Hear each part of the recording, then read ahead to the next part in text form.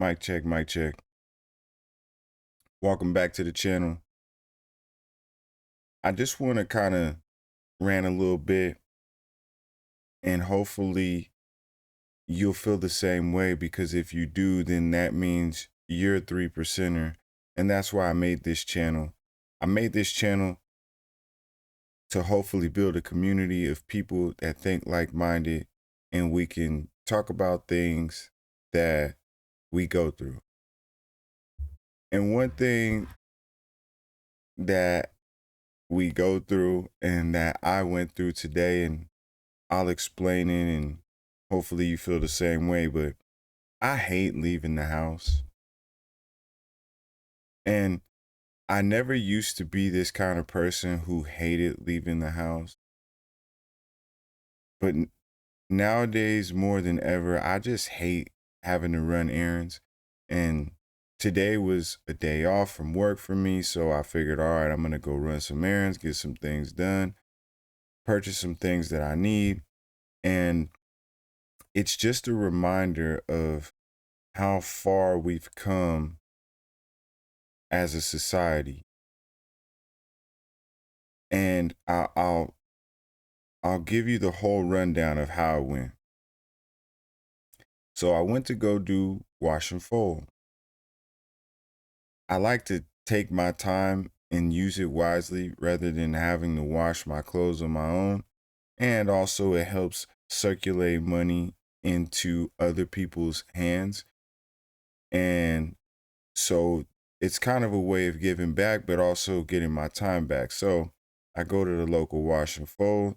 The person who's normally there is not there. Their son's there, and he's doing something. So at their other store, which is right next to the wash and fold. And so I go, hey, can I drop my clothes off for a wash and fold? And he goes, yeah, give me like 5 minutes.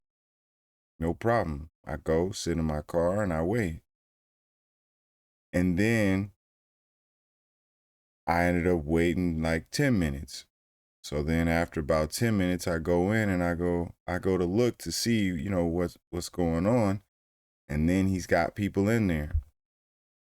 So I go, all right. I mean, he could have stopped what he was doing and helped, but also maybe what he was doing was important.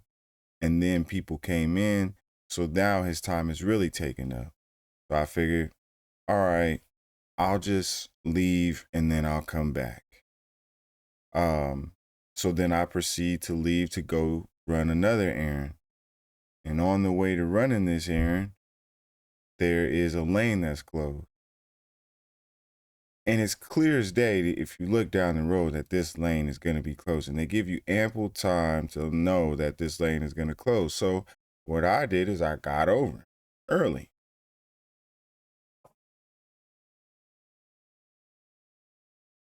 And if you're any kind of intelligent, then you kind of know where this is going. But so I get over, a few other people get over, because we know that this lane is going to close and traffic is already kind of backing up.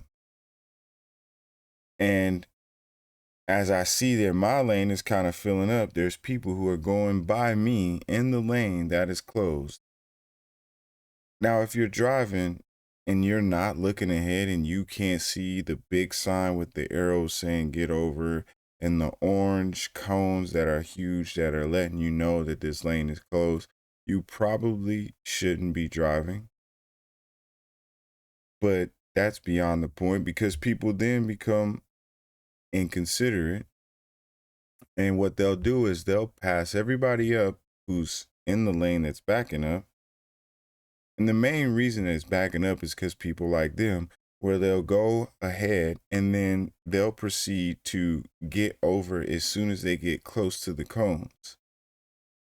And then they'll force their way in. Now, maybe they didn't see everybody getting over. Maybe they didn't notice the big orange cones until it was too late. That's a possibility. But the other possibility is they just didn't give a damn about the cones, and they figured I'm going to get as close as I can and then I'll just force my way over and then I'll be ahead of X amount of cars. And it just goes to show the psyche of how people are thinking, how they're perceiving the world around them, and how they become me first. And it's all about themselves. And so instead of being courteous to their fellow man who's got somewhere to be as well, they prioritize themselves. And also, what they do is they make the problem worse to the point where now there's traffic on the street that there shouldn't be traffic on because they're forcing their way over. If everybody just got in the 2 lanes that we needed, it would just work smoothly. But because now you're forcing over, you're holding people back, it just turns into a whole fiasco, and it shows how people are thinking. And then I go, this is another reason why I hate leaving the house.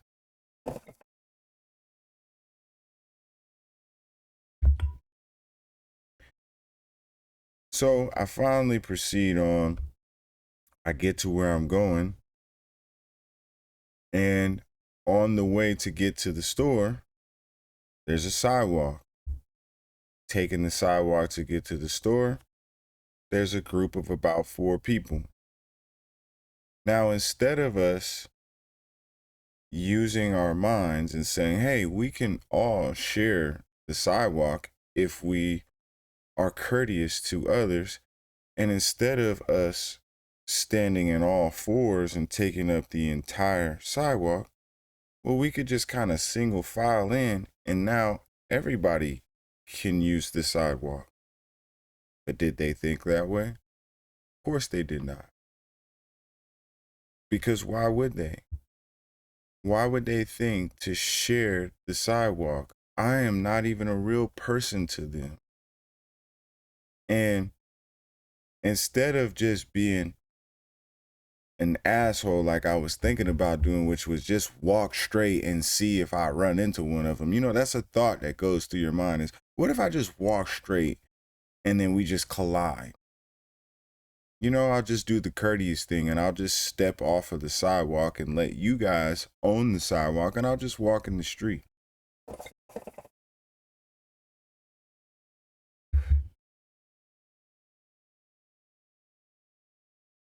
And then I think to myself, wow, this is how we treat others in the world.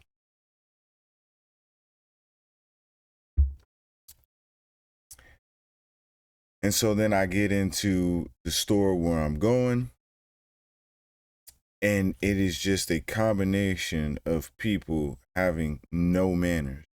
Things that you think that you would have been taught when you were young. I didn't grow up in a traditional household or a traditional setting, but the people around me always made sure to instill manners in me. Whether it be when I come into somebody's place, you say hi, you speak, or the common courtesy of if I cut somebody off while walking, I say excuse me, or if I'm walking in front of somebody, pardon me. Those things are lost. And it's crazy because it's not like the people that I were around were super old people or super young people. These are people who have jobs, who go to work, and people who have to exercise courtesy and manners. And people will just walk right in front of you, not say excuse me. People will cut you off on your path. Nothing they said. And once again, it just goes to show where we're at as a society. And so then I get to near where I'm trying to go because I looked up on my phone what's the aisle that I could find what I was looking for. But everything's kind of not really alphabetically in order. And so I'm looking for the aisle and I'm given the universal sign of like, you know, looking around. And I'm watching people who work there just walk right by me like they don't want nothing to do with trying to help me out. And, I get it. We work at these jobs where, the business makes it where they're profitable in hiring you. They got to pay you something, but it has to be profitable for the business. So you don't feel as loved and appreciated at your job. So you don't really care to do the job. But to me, and in my opinion, because I have to go to work as well, it has nothing to do with the job. It has to do with the person. And as a society, we've become so self-centered where we can be somewhere that we have to be and they pay us to be there and we don't show who we truly are. Or maybe we are showing who we truly are, which is somebody who doesn't give a fuck about other people and what they got going. And we don't even understand the concept of the job.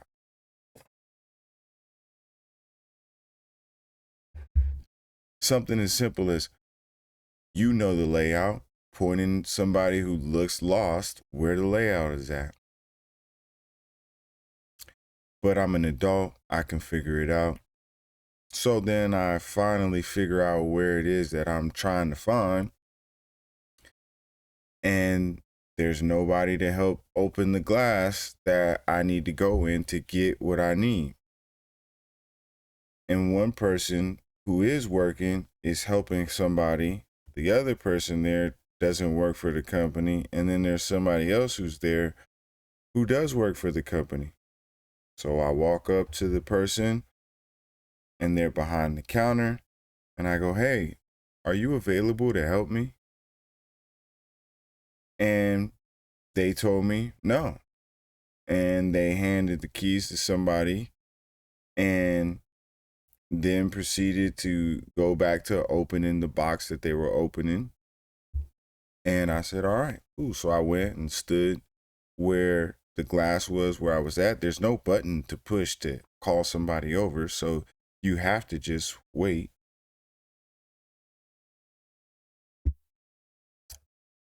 So the young lady who I'm waiting for is helping an elderly lady who has a lot of questions. And so now something that, probably could have took a couple of minutes for that person to just come, open it up, grab what I needed, and then go back to what they were doing, didn't do it. So I ended up having to wait a while. And then once the young lady finished checking her out, she could see that I needed her help. We locked eyes and she's like, "You need something?" I was like, "Yeah, I'm trying to get something out of here." So she comes over and she helps. And as she's grabbing it, the lady that I asked if she was available goes, "Okay, I'm available now." And then proceeds to help the next person. And it wasn't within a couple of minutes. And it's just where we're at as a society, and it makes you go, "Why? I hate fucking leaving the house." And maybe this is planned, or maybe it says a lot about who we are and what we are as a society. We've become, like robots in a way where there's no empathy, there's no care for our fellow person.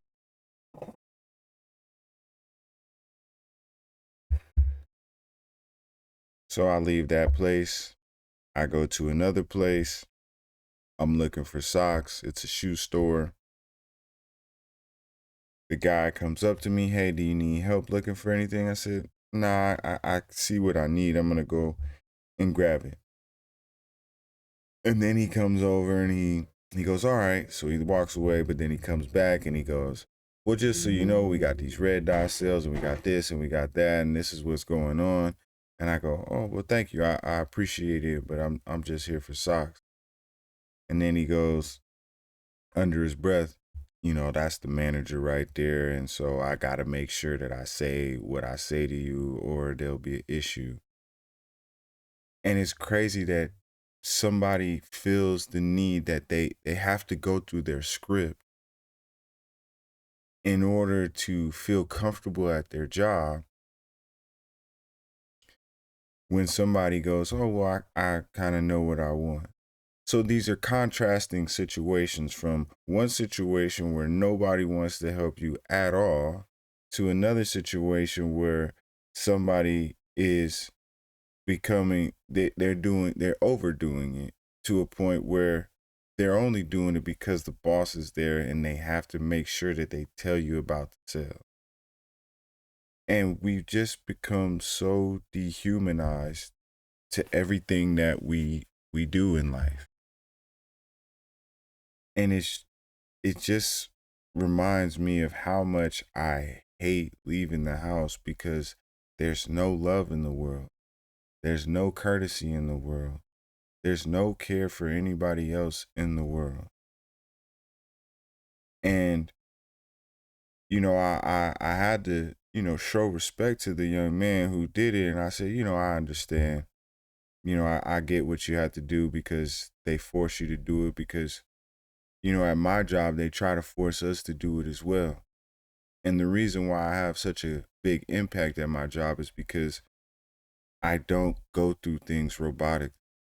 If I need to tell you about a sale or something that we have going on, I'll find a way into it in conversation. I'm not going to just do it just because, oh, I have to say this. And this is where we're at. Mind you, the GM who's there, sitting there on the phone, laid back, chilling, not even like talking business. It sounds like they're talking to like a friend. And we just, we're at this point where we just can't even be real with each other. And if you feel the same way about everything that I'm talking about, I know I long winded it, but you're probably a 3%er as well. If you feel the same way about the things that occur in life and you can feel it and you can see it, and you're like, why is everybody so self absorbed and so self centered? And there is no love and common courtesy and manners in the world. This is a community for you. And if you feel the same way, you could say something in the comments, and I would love to, talk with you about it. Because those of us who do feel the same way, we need to come together. And maybe we can create a sub society amongst the society of distinguished people, people who think with their inner being, with their love in their heart, and with the things that they were taught as a young person, to continue it on. And maybe we'll be able to continue it on through our generations that follow us. But it's just a sad place that we're in life. And I wish that there was something that we could do about it. But every city I go to, I feel the same way, and it feels so far gone. It's like it's ready. You can end this. Like, I got in my car and like, yo, this shit is over, bro. Like, we should just send it. Like, we should just blow this shit up. This is crazy. Like, we really need to start over. It's sad. It's really a sad reality that we're in, where you hate leaving your house because the amount of, you know, unloved that you're going to feel when you're outside, I mean, it's astronomical. So, hopefully, me letting off how I feel makes you feel a little better about your situation, because you know that there's others out there that feel the same way. So, until the next time, stay suave, stay stupid in the world. Remember that, if you let everybody know that you're intelligent, you'll feel like Neo in the Matrix, and the agents will notice you. So, stay in your disguise, notice everything, um, but, keep your head down. And hopefully we'll be able to create something together moving forward. So until the next one, I'll see y'all.